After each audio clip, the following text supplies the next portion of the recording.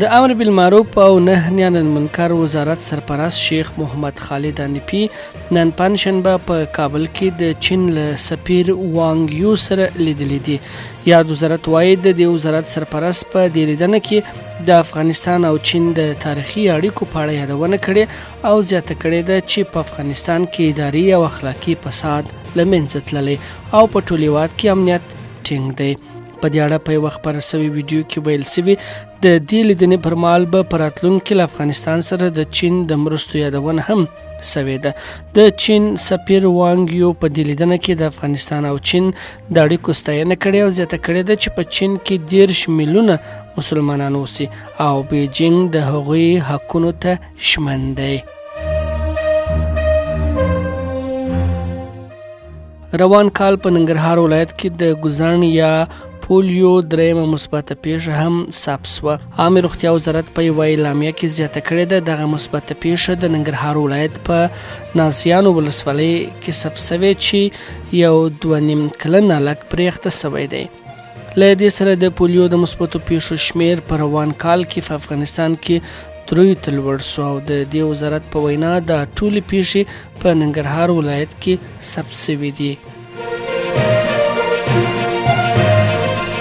د ریاست الوزرا کفیل او مرستیال مولوي عبدالکبیر د کابینې له یو شمېر غړو او قومي مشرانو سره په لیدنه کې وویل په افغانستان کې اوسنی سرپرست حکومت ټول ګډونه دی او په وینا یې په دې حکومت کې د هر قوم او سیمې خلک کار کوي. نوموړي همداراز ویل افغانستان په سیاسي او اقتصادي ډګر کې پرمختګ کړی دی.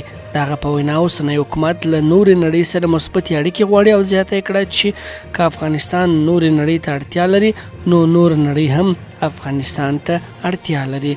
د ریاست الوزرا کفیل او مرستیال په خپلو خبرو کې همداراز ډاډ ورکړ چې د افغانستان خاوره د هیڅ ګاونډي او نورو هیوادونو پر وړاندې نه ده کارول سوې او نه به وکارول سي او په خبره په دې اړه هیڅوک داسې ثبوت نسي وړاندې کولی چې د افغانستان خاوره دې د چا پر وړاندې کارول سوې وي.